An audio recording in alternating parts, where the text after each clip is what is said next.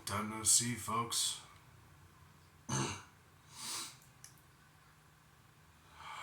Sorry it took me so long to get back to you guys, but it's been quite an interesting few months for me. I'm not going to get into all that. Those of you who know me already know what's going on. And I'm not going to burn up too much time on this channel because these videos are already pushing an hour. So,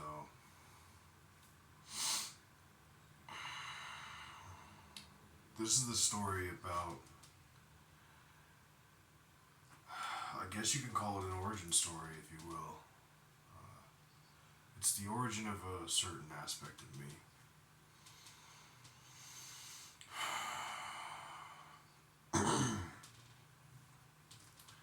Starts back in 2016 on January 30th or the 31st. Somebody, to this day we don't know who, broke into my father's house in Myrtle Beach, South Carolina, and murdered him.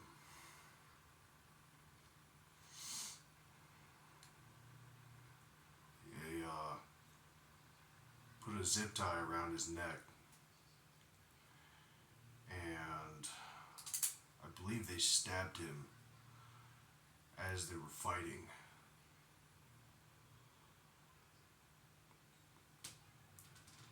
At the time, I'm in Arizona doing meth head shit because I was homeless, being a dumb meth head. So I'm all the way across the country, and I didn't hear about it.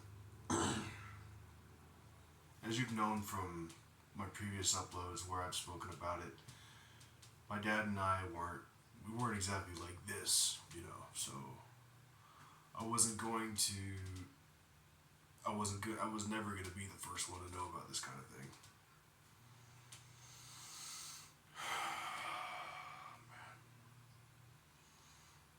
About a week after the fact, on February 7th, I had gotten a message from my mother on Facebook. And she told me she needed me to call her, so I did. I borrowed a buddy of mine's phone, a buddy named Eric. Shout out Superman, if you ever see this, I love you, bro. I called my mom. She said, "Are you sitting down?" I was like, "Yeah, why?" She goes, "Your father passed away." She said the police went in there and found him with a zip tie around his neck.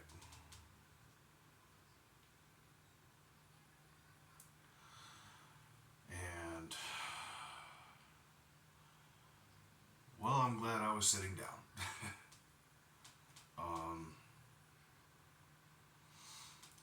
Up to that point, to be honest with you, I'd never really... The concept of my father passing away in any sense, you know, like be by murder or natural causes, like the thought just never crossed my mind. It's not something you really think about until you're forced to.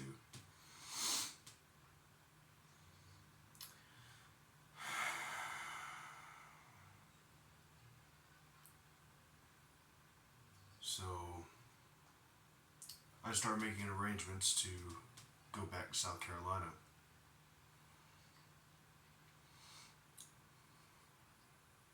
And I get there, you know, the beginning of March, give or take.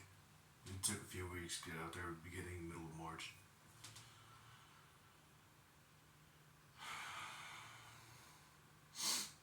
When I get out there, I remember walking into the neighborhood and it was quieter than I'd ever remembered it.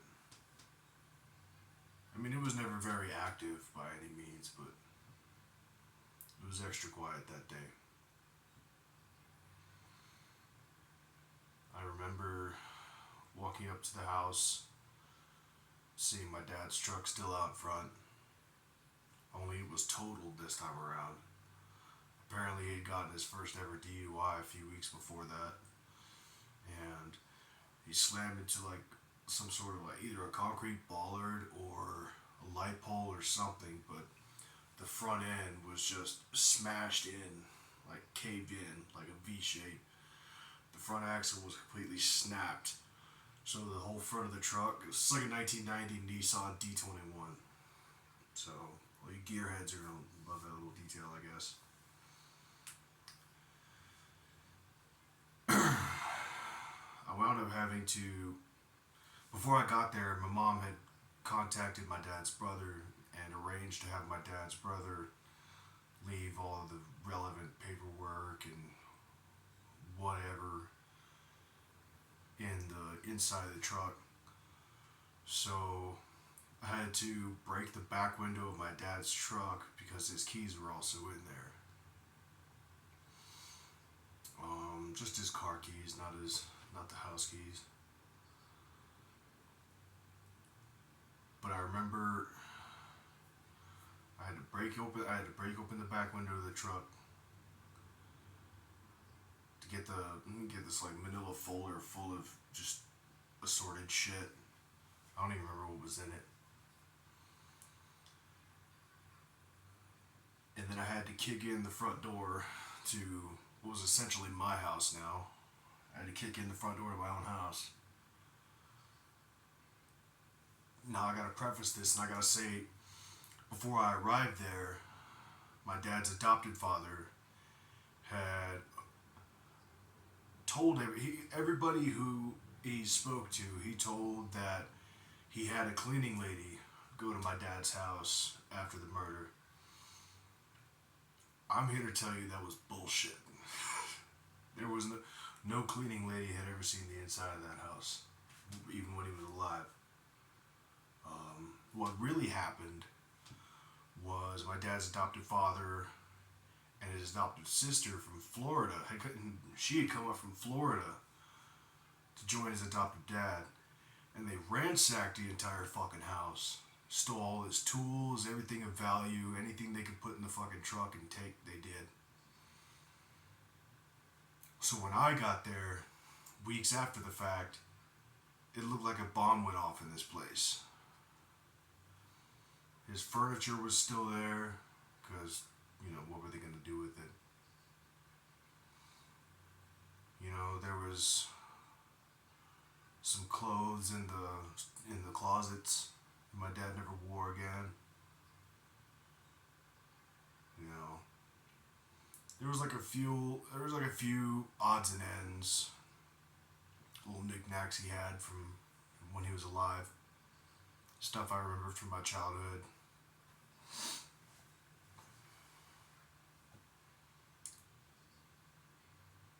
But one of the things I also noticed when I really took a long, thorough look at the place,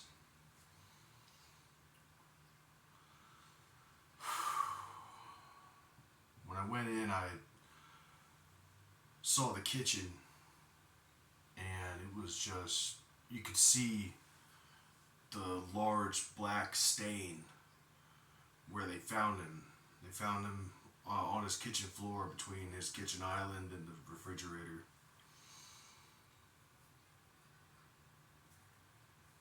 And you could still see that, there was no cleaning lady. There was no cleaning lady, bro.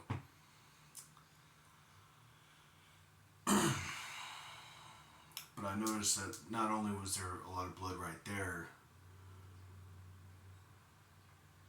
but, and I cannot stress this enough, there was blood fucking everywhere else. Every wall, every window, every countertop, every sink, every fucking piece of furniture, the TV, the entertainment center, some of his clothes, the bed, both bathrooms, all of the bedrooms. So whoever went in and killed him, they fought all over the house. Everything was beat to shit. It was just covered, just fucking blood everywhere, dude. My father's blood everywhere. everywhere.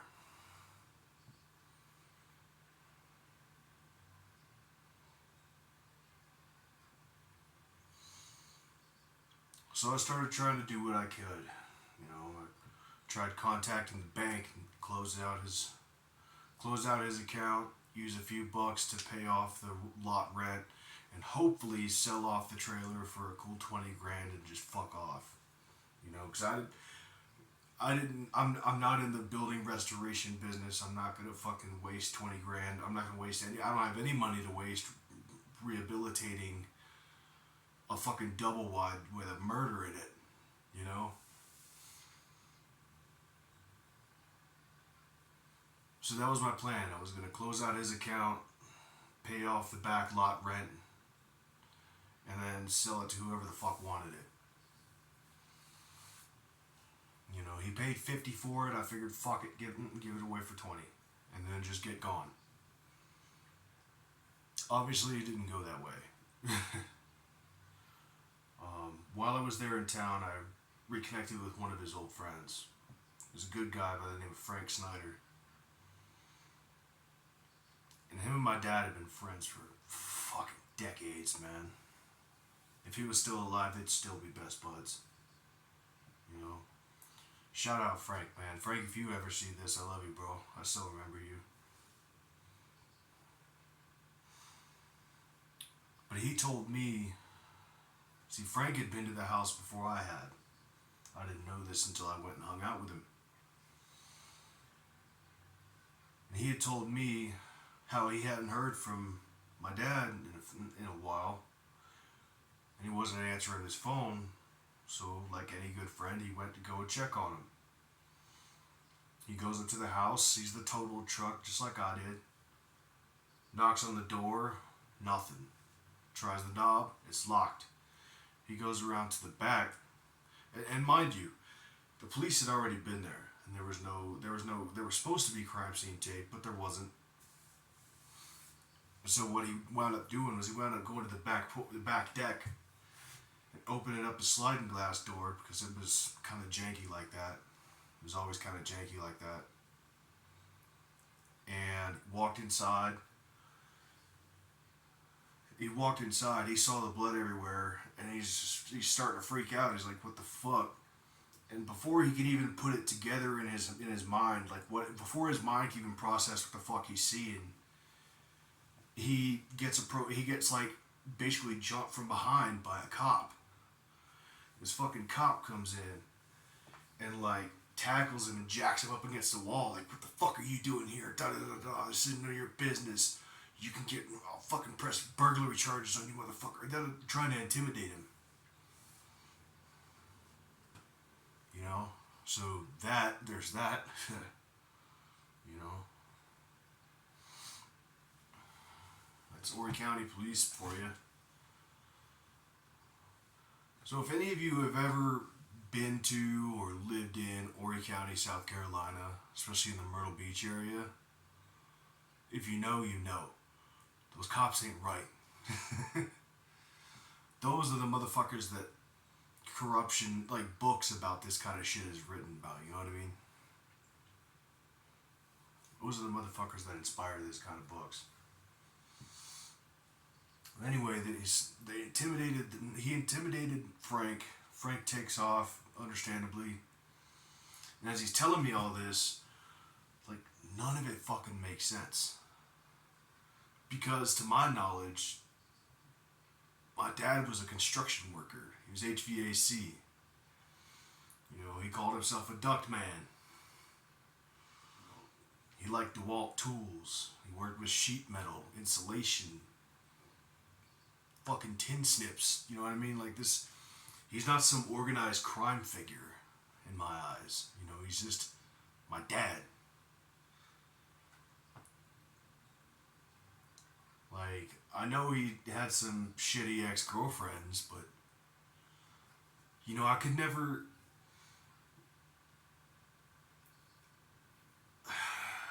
My dad never came across to me like a person who would piss off someone else so much that they would do to him what they eventually did. you know?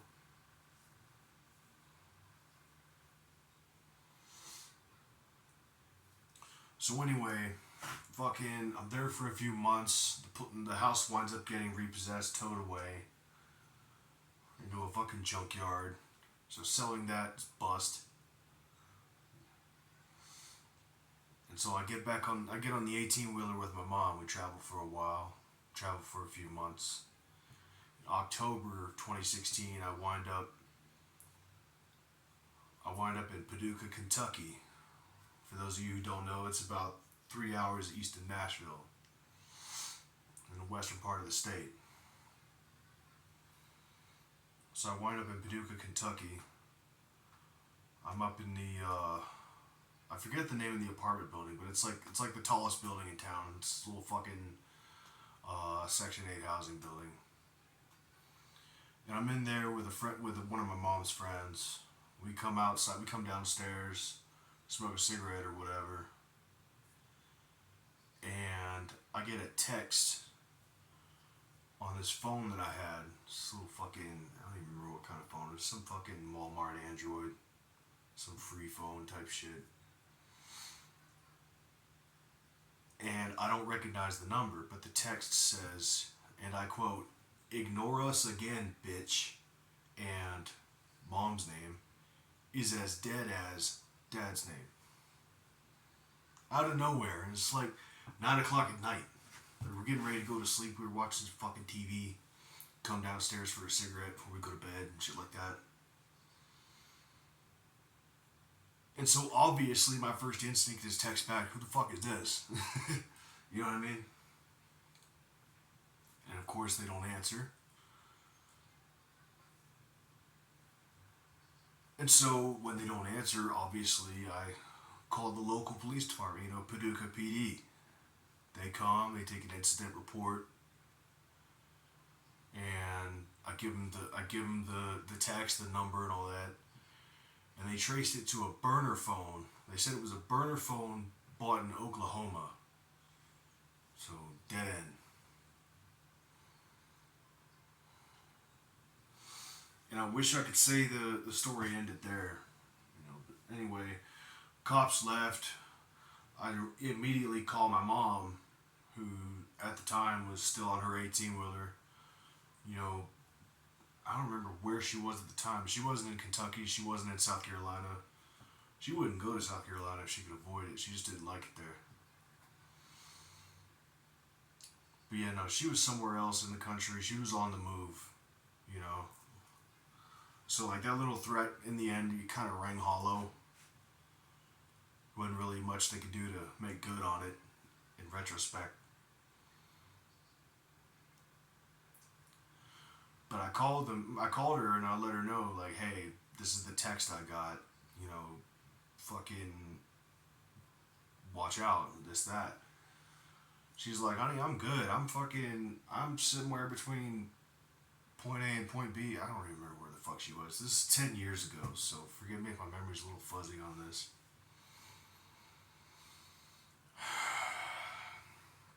So that's all good, me and her get squared away. And that's the last I hear of it for a long ass time. I wound up calling the detective that was put in charge of my dad's case. And mind you, I still, to this day, right on the other side of that fucking door, I have my father's death certificate, okay? So, like, I know what the official story is. And I called the detective. And I asked him, I was just like, "Did you question anybody? You know what I'm saying? Was there any suspects? Da da da da da." Like, we asked a few people, and I was like, "What about this guy or this guy?" Talking about some junkies my dad used to hang with before I left him. And like, "Yeah, no, one of the guys, like, we don't think he could have did it. He was crying, he was tore up, mess." The two guys I'm thinking of, they were named Kenny and David. Kenny was the dad. David was the son. David used to play football for Coastal Carolina University. He wasn't a bad guy, but you know, he was very much a frat bro. You know, even though he wasn't part of a frat, he was, you know, he still lived like a frat bro. So like he was still getting into like pills and shit. You know, it's South Carolina. You know, if you want to get high, you do whatever you can find because they didn't have legal weed there. I don't think they do still. But they interviewed David, and he was a blubbering, crying mess because apparently he liked my dad that much. I mean, okay. Now his dad, Kenny, that guy was a fucking Fruit Loop. You know, Kenny is a special case because he's not all there mentally, which is like why he's like he was like a prime suspect for me, because like he's not all the way in touch with the reality. You know, he's had a lot of head trauma, overdoses. You know what I'm saying? Like his brain's more than a little fucked up. I'd be surprised if he's still alive now, 10 years on. But they couldn't find Kenny to interview him, so that, you know, that stuck with me a little bit. It was like, well, I mean, what the fuck, you know, where's he at? What's this about? But then I realized something is like Kenny never had my phone number, you know. So Kenny couldn't have messaged me. Not only that, but the text message said, "Ignore us again, bitch." So here's some more questions for you. I gotta know who the fuck you are to ignore you, don't I? That tracks, right? Right.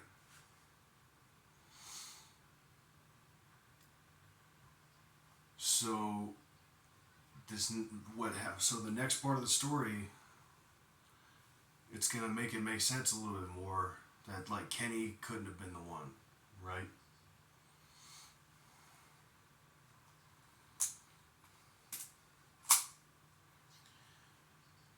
A few years on after that, it's 2020. You know, I hadn't heard anything about it in like close to 5 years at this point. It's like the middle of 2020.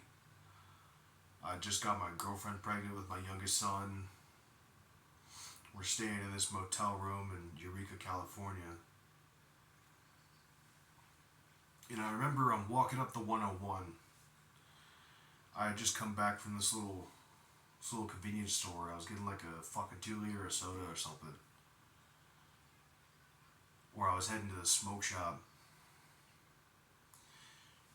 And I'm walking along the 101, and across the highway, across 4 lanes of traffic, this guy catches my eye.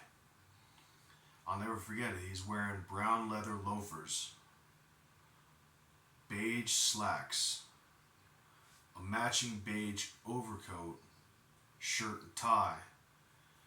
But he's like in his mid-60s, late 50s, mid-60s. You know, white hair, big old fucking mustache. Looked like Senator John Bolton, if I'm being honest with you. That alone isn't what caught my eye. What caught my eye is the fact that this motherfucker's aiming a fucking Nikon camera directly at me from across 4 lanes of traffic. There's nothing to the other side of me. Like, it's just a hill with some houses on it, and bro isn't looking up at the houses because, first of all, those are all covered in trees.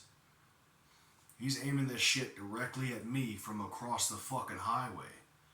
So I lock eyes with him. He gets this fuck look on his face, puts the camera down, tucks it under his jacket, and starts making his way back the opposite direction. I try to go after him, but it's 4 lanes of fucking traffic. I'm not trying to play ultimate frogger and lose, you know? And plus, if I've got some guy fucking photographing me what's my pregnant girlfriend doing right now? Do you know what I mean? So I got to look after her. Fuck this guy, right? So like at first I tried to go after him, but then I was just like, nah. If we got somebody tailing me, well, what's this over here looking like right now? So I had to go take care of that.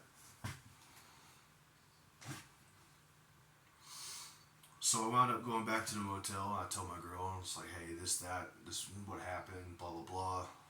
And obviously, she's a little freaked out. So we lock it down. We don't move it. We don't go anywhere for the rest of the night. We close the fucking windows, the door, lock the door, all that happy shit.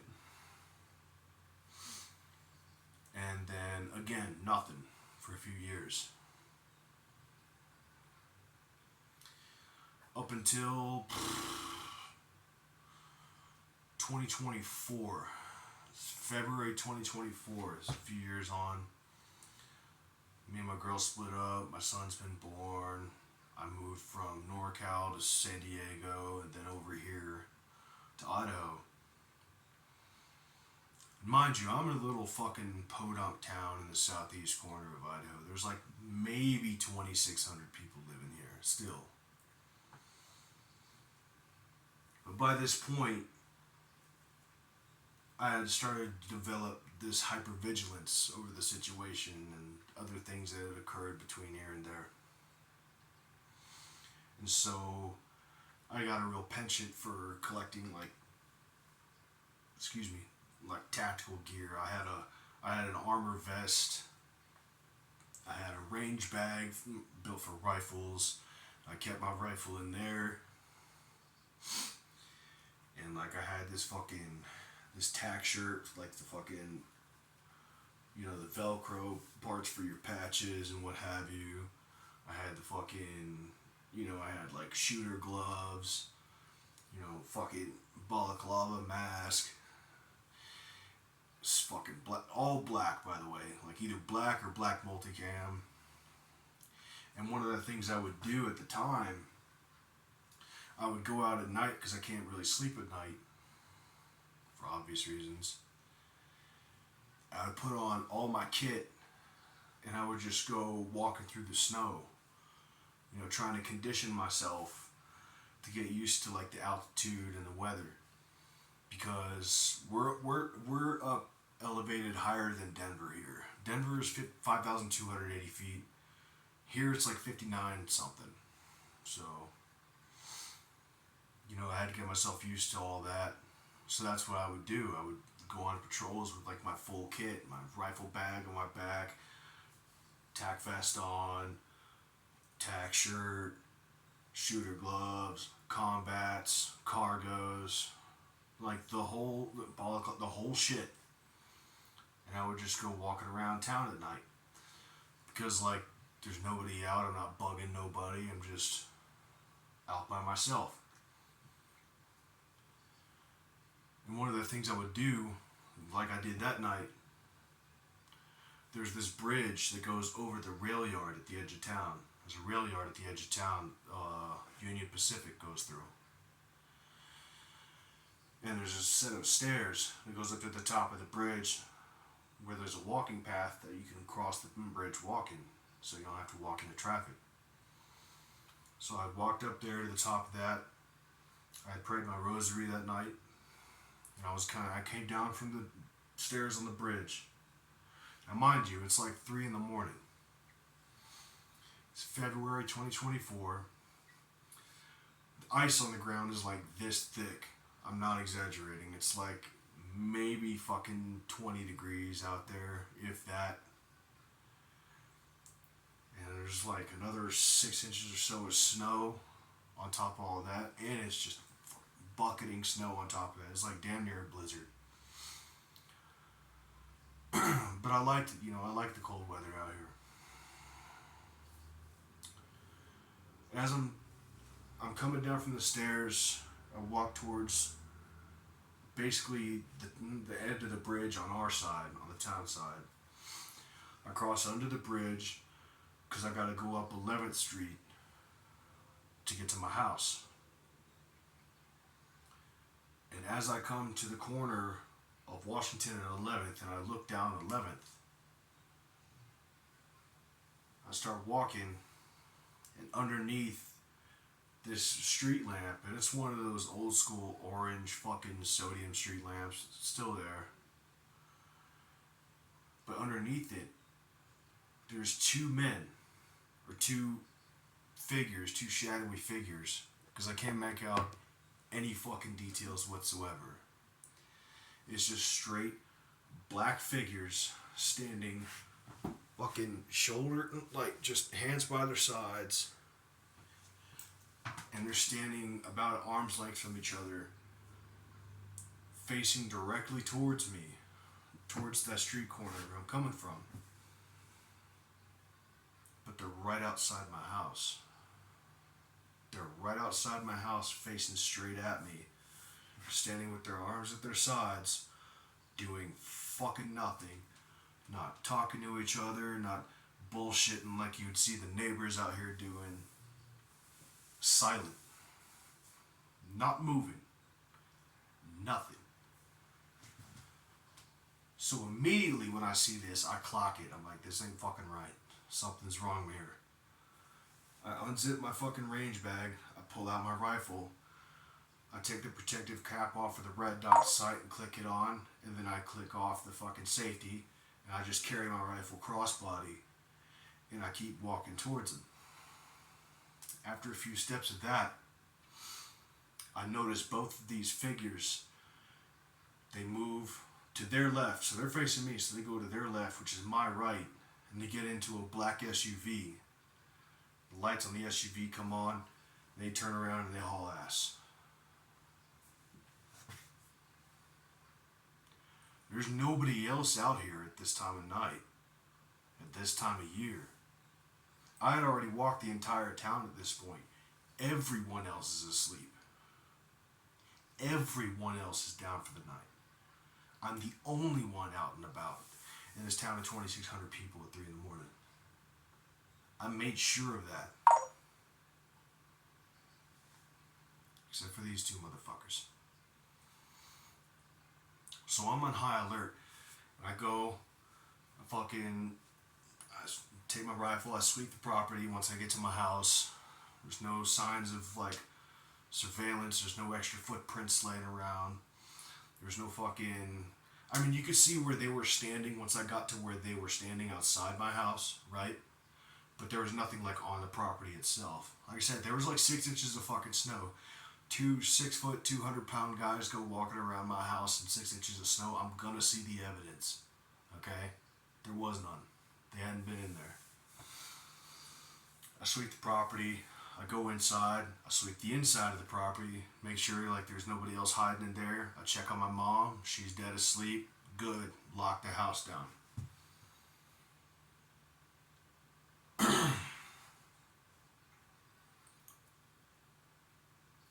So,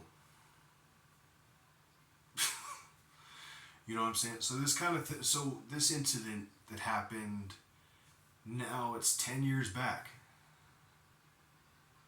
I'm still dealing with it. I still don't know who did it. I still don't know why. But whoever it is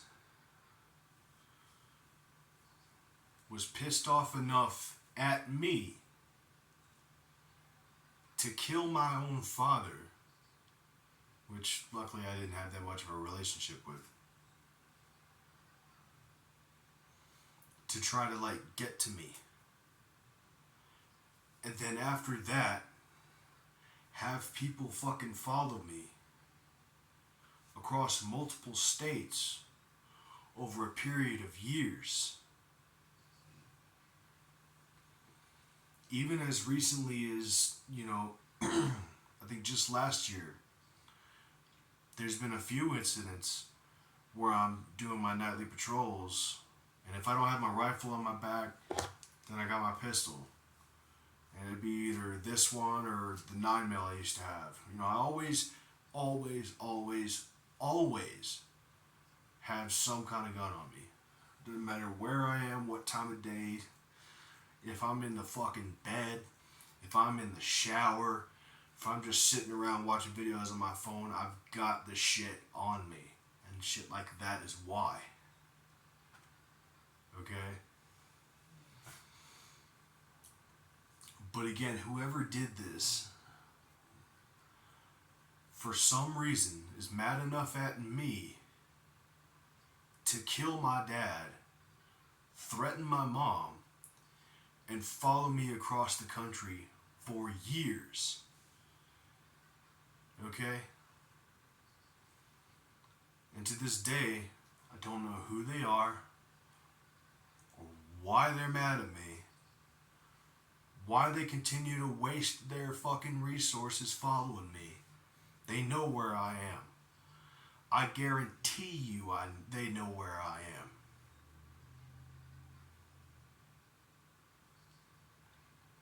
So it ain't... The thing is, they kind of painted themselves into a box. Because they can't tell me who they are. Because if I don't find them, the fucking cops will. And their little scheme is done that way. They can't confront me directly.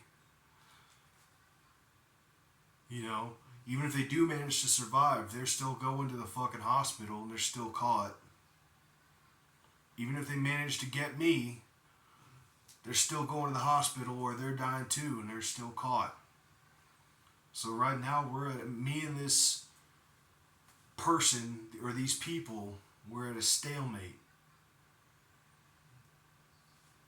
And that stalemate has lasted to this day. Once in a while I still catch motherfuckers following me, trying to keep pace with me while I'm walking down the street in any part of this town. They think I don't notice them, but I see them every time. As a matter of fact, I can bet you money they're watching this video right now. Whoever they are, whoever you are. You ain't slick, nigga. You ain't slick. Because if you were, my dad would have been the last motherfucker you'd went after to get at me. There ain't nobody you can go after to get at me.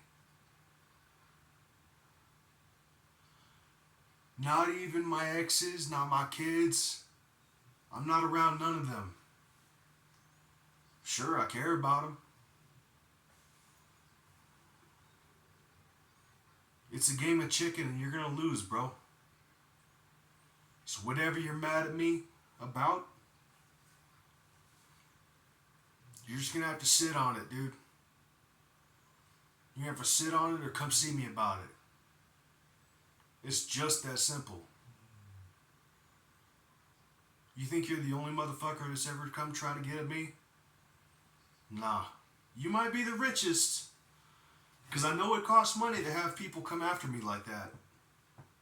Oh yeah. I know it costs money to have a private detective like that guy in fucking California come take pictures of me. That ain't cheap. It ain't cheap to have some strangers fucking pull up at my house all the way in bumfuck Idaho. It ain't cheap to hire people to keep this kind of shit going. You might be the richest motherfucker that's come after me, but you ain't the first, and you won't be the last. But you're just as shit out of luck as the rest of them. So sit on that, buddy. Or come see me about it. You and me. As for the rest of you, keep your head on a swivel.